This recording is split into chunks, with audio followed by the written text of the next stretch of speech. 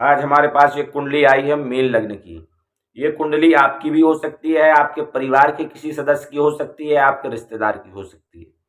क्योंकि हमारे यहाँ जो कुंडली आप लोग कमेंट करते हैं या जो भी डेटा बर्थ भेजते हैं, उसी कुंडली का विश्लेषण करने के उपरांत अपने चैनल पर लेकर के आते हैं। तो अगर आप भी अपनी कुंडली का विश्लेषण कराना चाहते हैं तो कमेंट बॉक्स में डेट ऑफ बर्थ, टाइमिंग और बर्थ प्लेस लिखें और हम आपकी कुंडली का संपूर्ण विश्लेषण करने के उपरांत निःशुल्क इसी चैनल पर लेकर के आएंगे। चलिए शुरुआत करते हैं। मीन लग्न की कुंडली है और सूर्य लग्न में विद्यमान है, अर्थात अब यहाँ पर विशेष देखना पड़ेगा कि सूर्य जो है तेज ग्रह है और बृहस्पति देवताओं के गुरु हैं।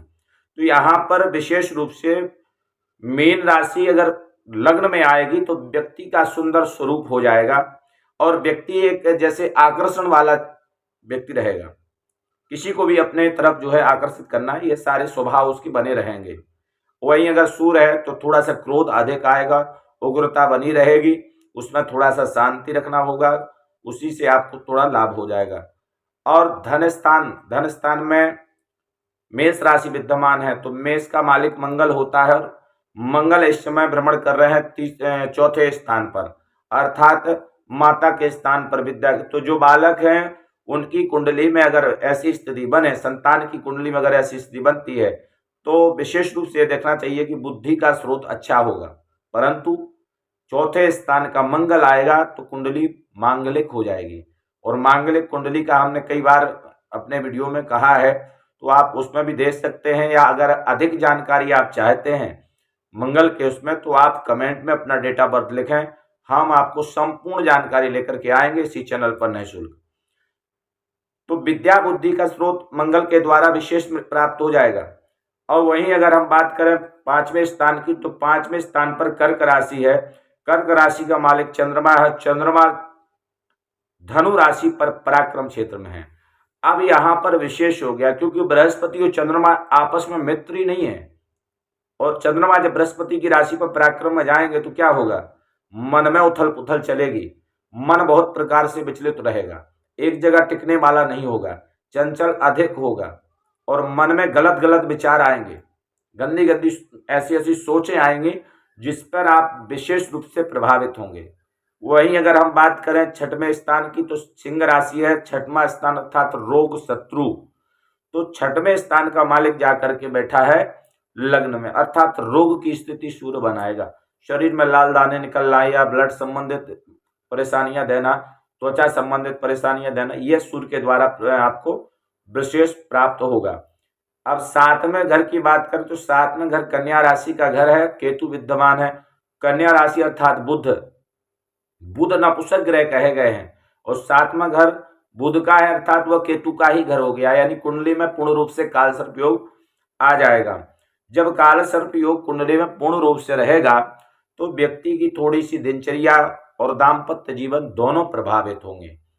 अब हम बात करें तुला राशि की, अर्थात जो अष्टम भाव है, अष्टम भाव में तुला राशि विद्यमान है, शुक्र की राशि है, शुक्र पहले से ही लग्न में विद्यमान है। तो ये एक चीज का आप विशेष ध्यान रखिए, जब भी जीवन में कभी शुक्र की महादशा आ जाए और शुक्र लग्न में विद्यमान हो आपकी कुंडली में, उस समय सावधान हो जाइएगा, क्योंकि वही समय जीवन का सबसे अनिष्टकारी समय आपका होगा। क्योंकि उस समय जो मार्केश बनेगा वो प्रबल मार्केश बनेगा। ऐसी परिस्थिति अगर कुंडली में आपकी है तो आपके लिए क्या करना चाहिए, क्या उसका उपाय है, उन सभी चीजों की जानकारी के लिए अपनी कुंडली को कमेंट बॉक्स में लिखें। समय रहते हुए उचित सलाह आप तक पहुंचाने का प्रयास करेंगे। भाग्य स्थान अर्थात वृश्चिक राशि, भाग्य स्थान 9वें भाव में वृश्चिक राशि विद्यमान है। वृश्चिक का मालिक मंगल है। भाग्य तो वैसे ही धन, माता, भूमि, भवन इत्यादि को प्राप्त कराएगा। जिनकी भी ये कुंडली है उनके लिए ना तो धन संबंधित परेशानी होने वाली है और ना ही भूमि संबंधित, ना वाहन संबंधित, ये सारी चीजें पूर्ण रूप से उनको प्राप्त हो जाएंगी। थोड़ा सा समय लग सकता है लेकिन निश्चित है प्राप्त होंगी ही होंगी। आगे चलते हैं तो पराक्रम में हमने पहले ही कहा है कि बृहस्पति की राशि पर चंद्रमा है, तो यहाँ थोड़ा सा खींचतान वाला रहेगा। अपने क्रोध को नियंत्रण रखें, अपने वर्चस्व को बनाने का प्रयास मत करें। भाग्य प्रबल है, वर्चस्व अपने आप बन जाएगा। जबरदस्ती का अगर आप किसी कार्य को करने का प्रयास करेंगे तो नुकसान आपको ही होगा। आय क्षेत्र, शनि का क्षेत्र है आय क्षेत्र, और शनि कहाँ पर विद्यमान है? खर्च में। अर्थात आय और खर्च ये दोनों स्थान, मकर कुंभ दोनों राशि शनि की है, दोनों स्थान शनि के हैं। यह शनि विशेष रूप से आपके लिए लाभकारी है। किसी भी प्रकार से शनि आपके लिए आय में, खर्च में, दोनों में समभाव रखेगा। परंतु शनि की जहां दृष्टि जाती है वहां पर विशेष हानि करता है। तो अपनी कुंडली में देख, कुंडली में शनि किस स्थान पर विद्यमान है। हमारे चैनल पर अगर पहली बार आए तो चैनल को सब्सक्राइब कर दीजिए, बेल आइकन दबाइए, ताकि आगे आने वाली प्रत्येक जानकारी आप तक पहुंच सके। जिनकी वे कुंडली है उनसे हम कहना चाहते हैं कि आपका भविष्य उज्जवल है। धैर्य से काम लें और समय की प्रतीक्षा करें, जल्दबाजी मत करें, किसी भी कारण से आपको नुकसान नहीं होगा। जय माता दी, जय श्री कृष्ण, जय